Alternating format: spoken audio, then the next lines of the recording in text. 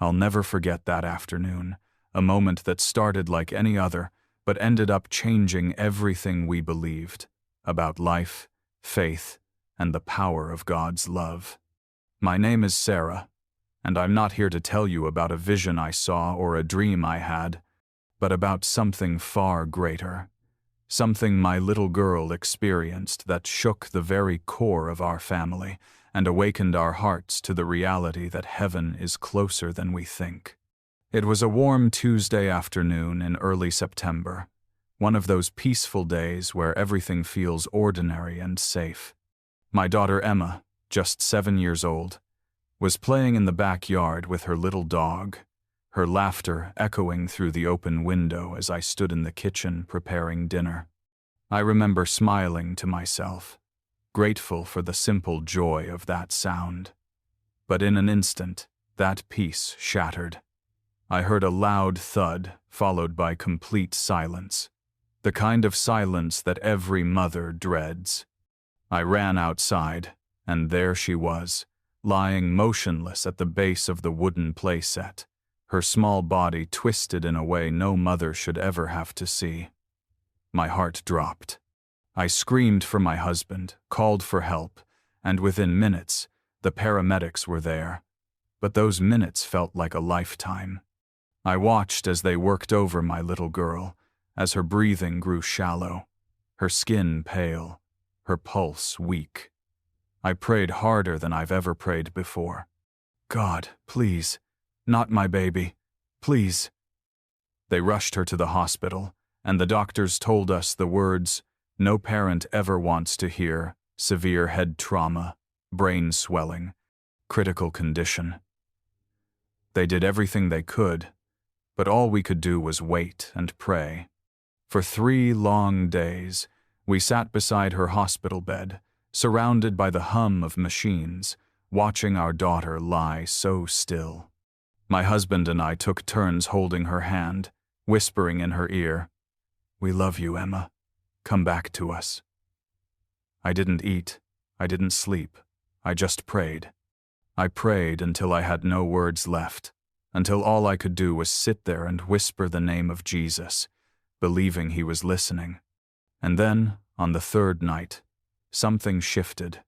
It was just before dawn, when the darkness of the night gives way to that soft, gray light of morning.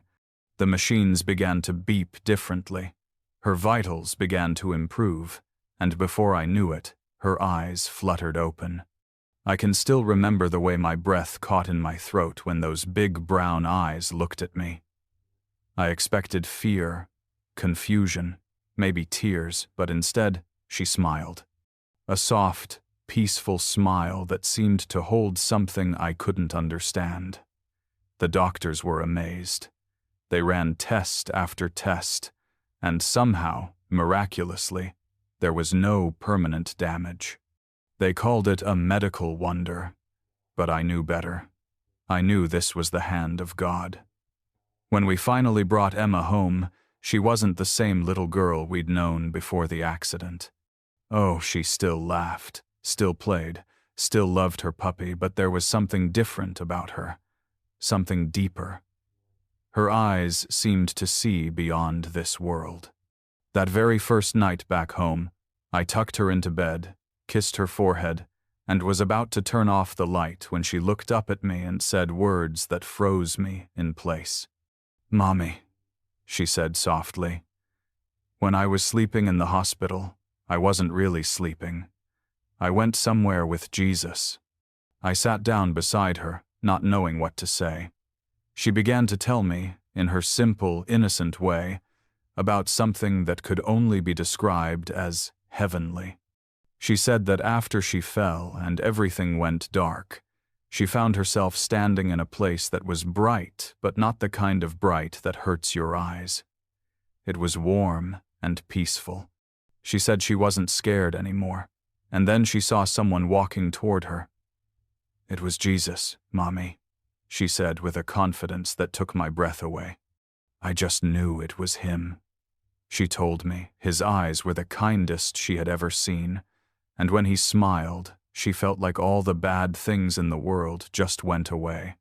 Jesus reached out his hand to her, and she said when he touched her, it felt like when her daddy picks her up and carries her when she's too tired to walk.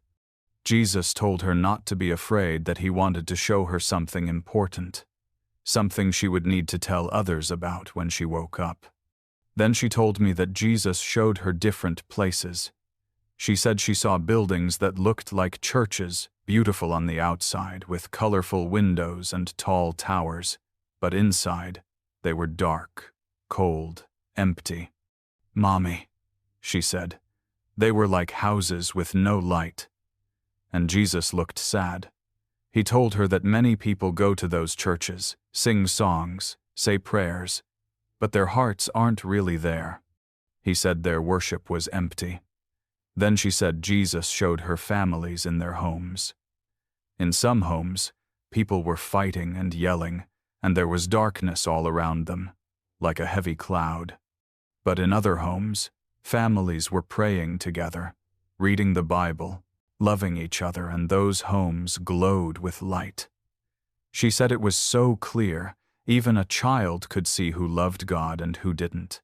Then Emma's voice trembled as she described something that frightened her. Jesus showed her a moment when the sky opened up with a sound like thunder, but it wasn't thunder.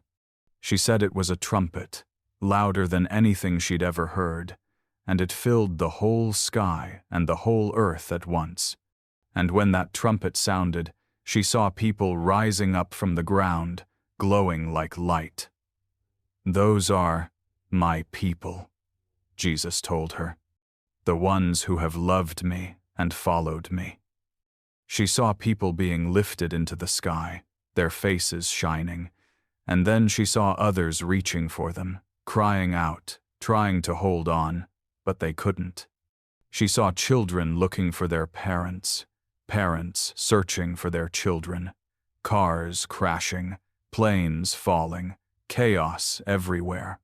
And Jesus, with tears in his eyes, told her, "I want to take everyone, but only those who truly love me and live for me can come." When she said that, I couldn't hold back the tears. My little girl, only 7 years old, was describing the rapture, a moment the Bible tells us will come suddenly, like a thief in the night. Then she said Jesus showed her heaven, a place so beautiful that words can't describe it. She said there were rivers that sparkled like diamonds, trees with fruit in colors she had never seen, and children laughing and playing. She said everyone wore white that glowed with light, and in the center was a great throne surrounded by angels singing songs of praise. "It was the happiest place ever, Mommy," she said. "Everyone wanted to be there." And then, she said, Jesus knelt down, held her small hands, and looked into her eyes. "Tell them," he said, "I am coming back very, very soon, sooner than they think. Tell them not to wait. Tell them I love them so much, but they must choose me now, while there is still time." When Emma woke up in the hospital, she remembered every word. Since that day, she prays every night, reads her Bible, and talks about Jesus like he's her best friend. Some people say it was just a dream, just a child's imagination. But I know my daughter. I know when she's pretending, and this was real. Friends, I believe God used a 7-year-old girl to remind us of something we've forgotten. He's telling us to wake up, to get our hearts right, to live ready. Maybe you've been drifting. Maybe you've been saying, "I'll change tomorrow. I'll get serious about God next week." But Jesus is saying, tomorrow might be too late. You see, we serve a God who still works miracles, who still speaks, and sometimes he uses the smallest voices to deliver the loudest truth. Emma's story isn't just her story, it's a call to every one of us. The King is coming soon. And the question we each must answer is this: when the trumpet sounds, will you be ready? Because, friend, I believe with all my heart, he's closer than we think, and His love is greater than we can imagine. When Emma first opened her eyes in that hospital room, none of us could have imagined the story that would soon pour from her heart, a story so pure, so filled with wonder, that it could only have come from heaven itself. My little girl, just 7 years old, looked up at me with those big, innocent eyes and said, "Mommy, when I was sleeping, I wasn't really sleeping. I went somewhere with Jesus." I'll never forget the calm in her voice, the certainty in her tone, as though she were talking about a friend she had just visited across the street. There was no fear, no confusion, no hesitation, just peace. She said that after everything went dark, she suddenly found herself standing in a place so bright and beautiful that it made the sun look dim. But it wasn't the kind of brightness that hurt your eyes. It was a light that wrapped around her like a warm blanket, filling her with peace, comfort, and love. She said she felt lighter than air, as if all the pain, all the fear, had been left behind. Then she saw someone walking toward her, and even though she had never met him before, she knew immediately who it was. "It was Jesus, Mommy," she said, her voice trembling with awe. "He looked like the pictures in my Bible, but even better. His eyes were the kindest eyes I've ever seen." She told me that when Jesus smiled, every worry in her heart melted away, and she felt a love so deep, so real, that she never wanted to leave. He reached out his hand, and when she touched it, she said it felt like when her daddy picks her up after she's fallen asleep, safe, strong, full of love. Jesus told her not to be afraid. He said he wanted to show her some things, important things, things she would need to remember and tell others about when she came back.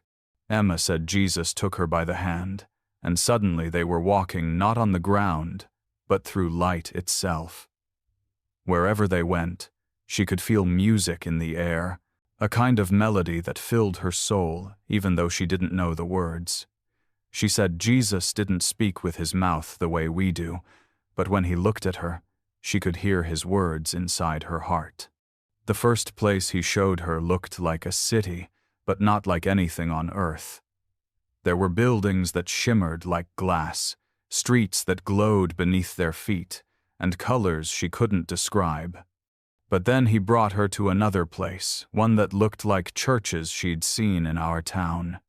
Some of them were big, with beautiful stained glass windows, tall steeples reaching toward the sky.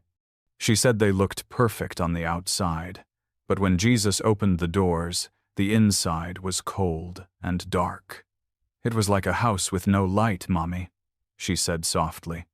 "Like when we forget to turn on the lamp, and the room feels scary." Jesus looked around those dark churches with sadness in his eyes. He told Emma, "Many people come here every week. They sing songs, they say prayers, but their hearts are somewhere else." She said Jesus used a word she didn't understand at first, but she remembered it clearly because it sounded so important. He said their worship was empty. Emma said she saw people inside those dark churches singing, clapping, even smiling. But Jesus showed her what was really happening inside their hearts. Some were thinking about what they were going to eat after the service. Some were scrolling on their phones. Some were watching to see who was paying attention to them. "They say they love me with their mouths," Jesus said, "but their hearts are far away," Emma said. His voice wasn't angry. It was sad, like someone watching a loved one walk away. Then Jesus showed her other churches, and when he opened those doors, the light poured out so brightly that she had to cover her eyes. In those places, people were praying with their whole hearts, worshiping not because they had to, but because they loved him. She said it was like 1,000 little flames glowing together, and each person's light made the others brighter. After that, Jesus took her to see families in their homes. She said they looked like little houses floating in the sky. In some homes, there was arguing, shouting, and coldness. The light around those homes was dim, and shadows clung to the walls. Emma said she could see darkness moving like smoke, pressing against the windows. But then Jesus showed her other homes, where families were holding hands, praying, reading the Bible together. In those homes, the light was so bright it sparkled. "It was like Christmas lights, Mommy," she said, "but even prettier." She said Jesus smiled when he showed her those homes, and he told her, "This is what I want to see in every home: love, peace, and prayer. When families make room for me, I fill their house with light." Emma said she could see how love and faith made the difference between darkness and light. She said Jesus told her that when people pray together, it pushes the darkness away, but when they fight or forget to pray, that darkness starts to creep back in. Even when people can't see it, Jesus told her, their words and actions make light or darkness grow. My little girl sat there on her bed, her eyes wide, describing things I couldn't have imagined. She said Jesus showed her that even a child's prayer can light up an entire house. That when a child says, "Jesus, I love you," heaven hears it like a song. As she spoke, I could feel the truth in her words. This wasn't the fantasy of a child's mind, it was revelation, pure and simple. She said Jesus kept reminding her how much he loves everyone, even those who forget him. "Tell them I love them," he said to her. "Tell them I want to fill their homes with my light, but they have to invite me in." She said that when Jesus talked about love, the whole place around them glowed brighter, like his words themselves carried light. Emma told me she didn't want to leave his side, but Jesus said she still had more to do. He wanted her to tell people what she saw, that it's not enough to look like a Christian on the outside. God sees the heart. He told her that many people go through the motions of faith, but their lamps have no oil, their hearts no fire. "Tell them," he said, "to wake up, to come back to me while there's still time." Emma said she could feel his sadness for the people who had forgotten their first love. And then she told me something that brought tears to my eyes. She said Jesus showed her a vision of our own house. She said she saw me and her daddy praying by her hospital bed, holding her hand. "See?" Jesus told her. "That's what brings light into the darkness, faith that doesn't give up." That night, as she finished telling me her story, I realized that my little girl had been touched by something far beyond this world.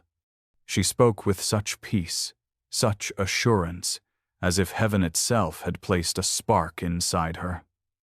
"Mommy," she whispered as I tucked her in, "Jesus said every time we pray, he can see the light from heaven. He said our prayers make our home shine." And in that moment, I understood something I'll never forget, that the light of heaven isn't just for someday. It's meant to shine through us, here and now. You see, friend, God is still speaking through the humble, through the pure, through the children who believe without doubt. He's reminding us that faith isn't found in empty words or fancy buildings, it's found in hearts that burn with love. When we invite Jesus in, when we make him the center of our homes, our lives become houses of light in a world that's forgotten how to shine. Emma told me that after Jesus showed her the churches and the families, he took her by the hand again, and everything around her began to change. The light that had surrounded them grew even brighter, and she felt like they were moving, not walking, not flying, but gliding through space faster than she could think. She said that suddenly, everything stopped, and they were standing high above the earth, looking down. The world seemed peaceful at first, quiet, calm. But Jesus told her to watch closely, because something was about to happen that would change everything. And then, Emma said she heard it, a sound so powerful, so beautiful, that it seemed to come from everywhere at once. It was like thunder and music all at the same time, Mommy, she said. It was a trumpet. The sound wasn't frightening. It was majestic. Like every part of her heart knew what it meant. She said the sky opened up with light, and Jesus told her, "This is the moment my people have been waiting for." Emma said that when the trumpet sounded, she saw beams of light shooting up from the ground, all over the world, like fireworks, but instead of fading, these lights kept rising higher and higher.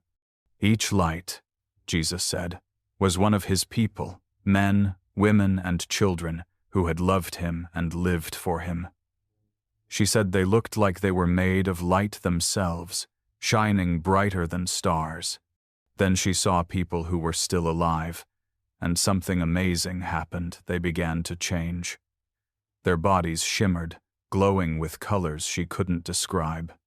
"It was like bubbles, Mommy," she said, "like when you blow bubbles, and they sparkle with rainbow colors before they float away."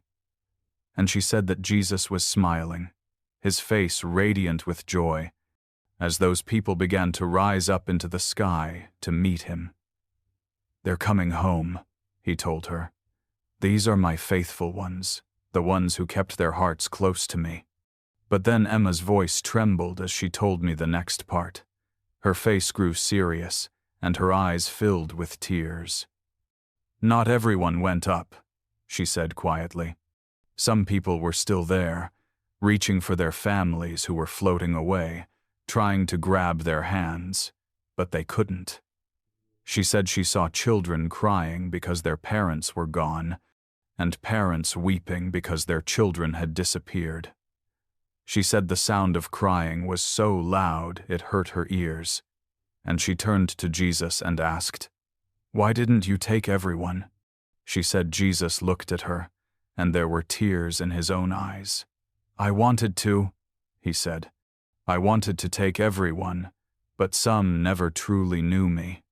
They said they loved me, but their hearts were far away. They loved other things more."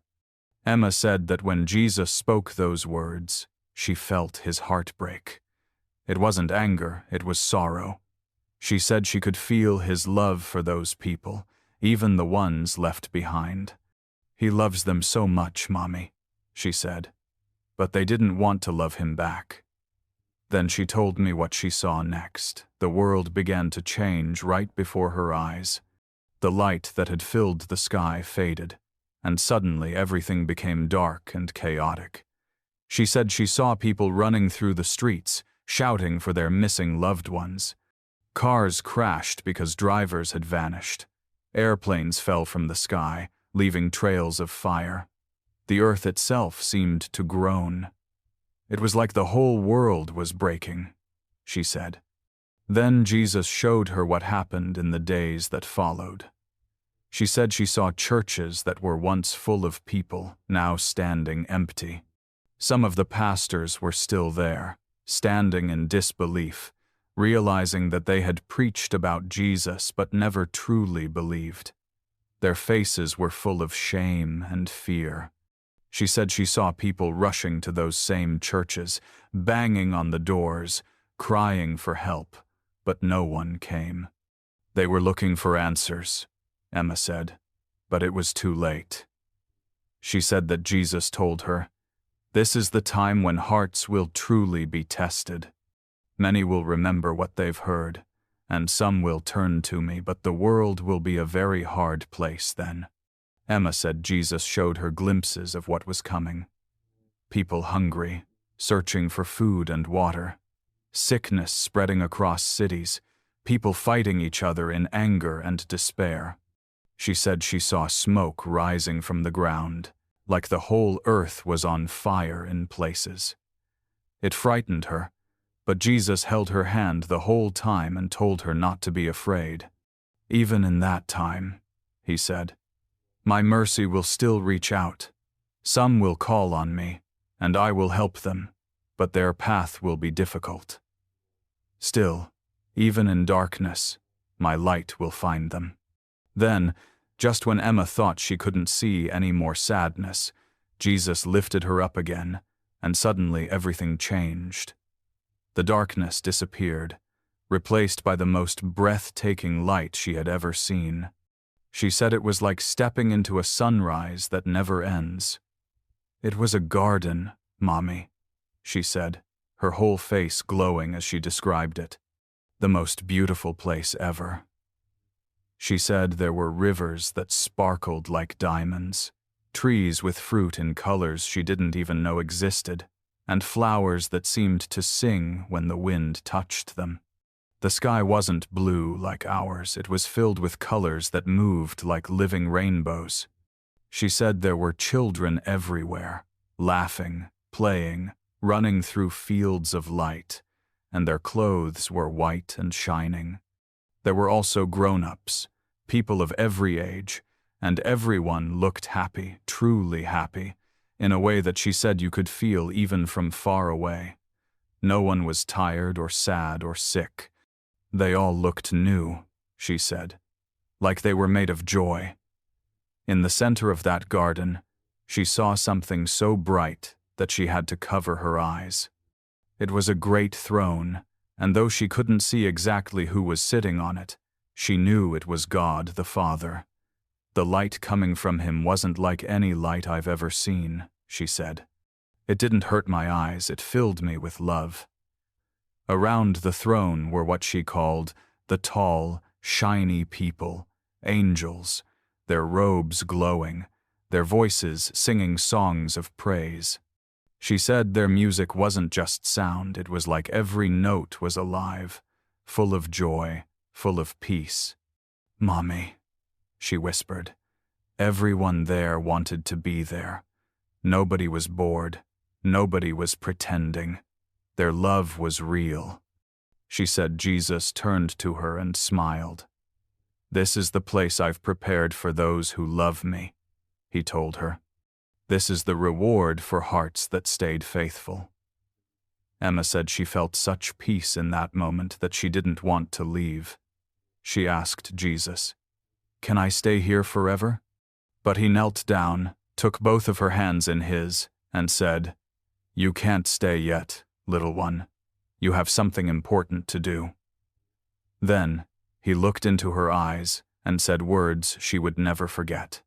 "Tell them," he said, "that I am coming back very, very soon, sooner than they think. Tell them not to wait, not to say they'll change tomorrow, because tomorrow might be too late. Tell them I love them so much. But they must choose me now." Emma said. He told her she didn't need to be afraid of what was coming if she stayed close to him, that even when hard things happen, he will always be with her. "And tell other children not to be afraid either," he said. "Everyone who holds my hand will be safe, no matter what happens in the world." Then he touched her forehead gently, and the next thing she knew, she was waking up in the hospital, looking into my tear-streaked face. Friends, when my little girl told me that story, I knew without a doubt that she had seen something real, something divine. She saw the glory of heaven and the heartbreak of a world without God.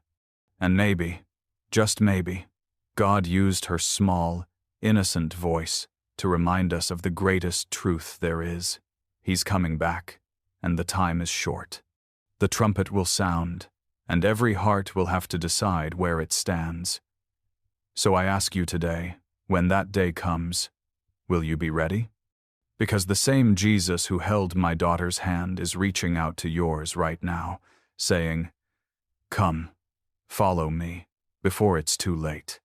When Jesus knelt before Emma in that place of eternal light, his eyes full of love and tenderness, he spoke words that would echo in her heart for the rest of her life.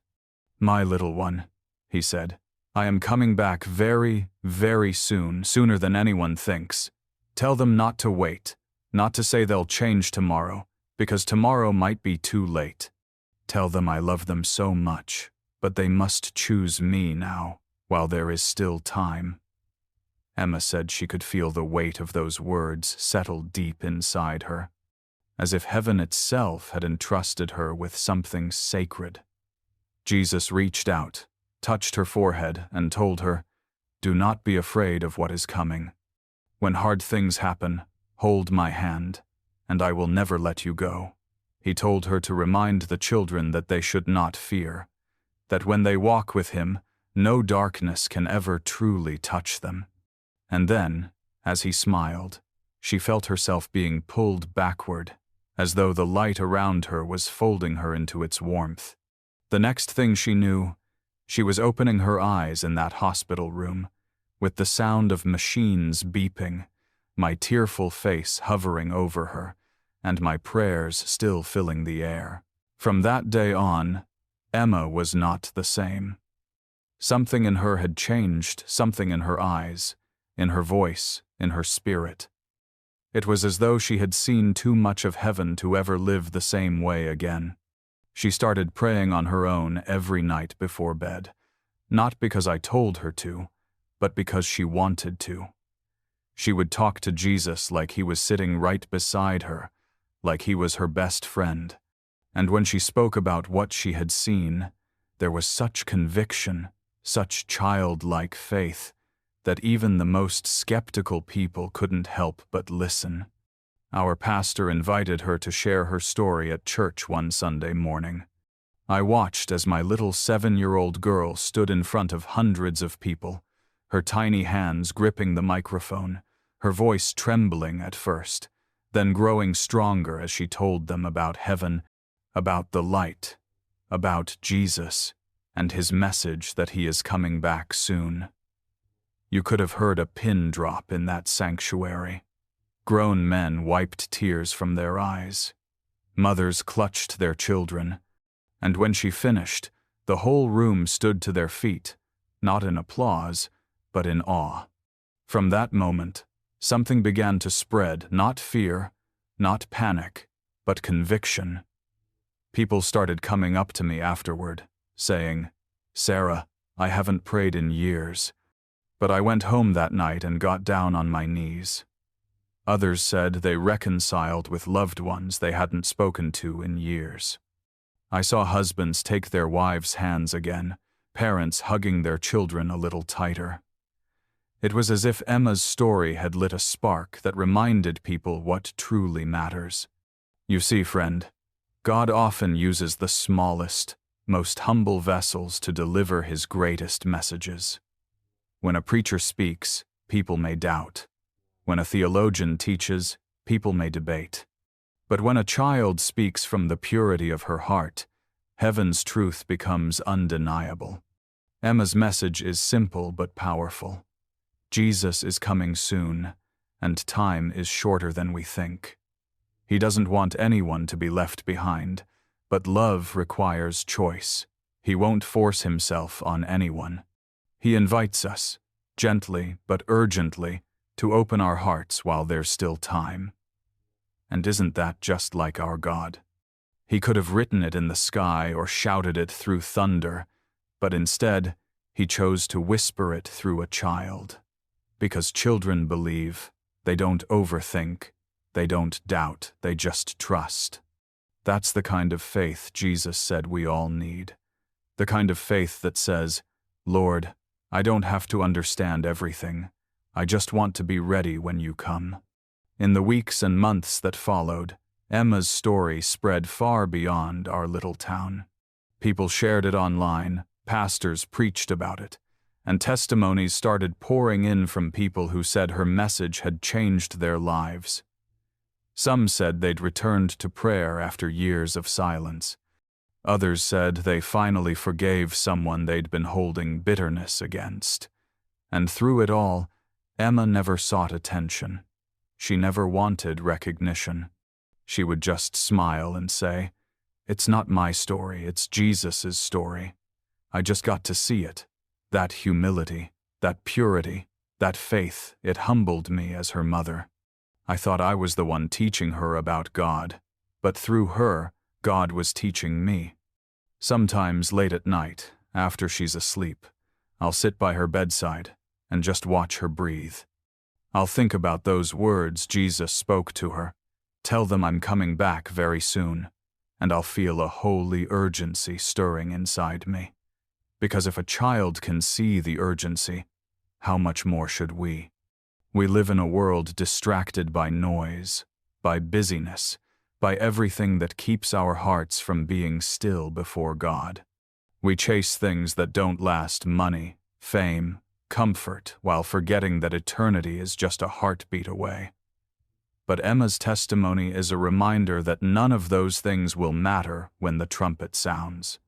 The only thing that will matter is whether our hearts belong to Him. I've met people who say, "Well, Sarah, I'm not ready yet. I'll change someday." But Emma's words ring in my ears. Tomorrow might be too late. Friend, if you feel God tugging at your heart, don't wait. Don't assume there will always be another day, another chance, another season. Right now, this very moment is a gift of grace. God is reaching out, saying, "Come home." You don't have to have it all figured out. You don't have to be perfect. You just have to say yes to Him. Since Emma's encounter, our family prays together every night. We've learned that prayer isn't just a habit, it's our lifeline. We read the Bible with new eyes, not as a book of stories, but as a living message for today. And when we talk about the future, we no longer speak with fear, but with hope. Because if Emma saw anything clearly, it's this: Jesus wins. Darkness may cover the earth for a time, but His light is greater. The world may tremble, but His promise stands. For those who love Him, the story doesn't end in sorrow, it ends in glory. I'm not sharing this testimony to frighten anyone, but to awaken hearts. Because I believe, with every fiber of my being, that what my daughter saw was real, and that her message is one God wants all of us to hear. Jesus is coming soon. It's not a threat, it's a promise. It's not a reason to fear, it's a reason to rejoice. But it's also a call to get ready, to forgive what needs forgiving, to love what needs loving, to live each day as though He might return tonight. You may be reading this and wondering if it's too late for you. It's not. As long as you have breath, it's not too late. God's mercy is new every morning. His arms are still open wide. The same Jesus who held my little girl's hand wants to hold yours too.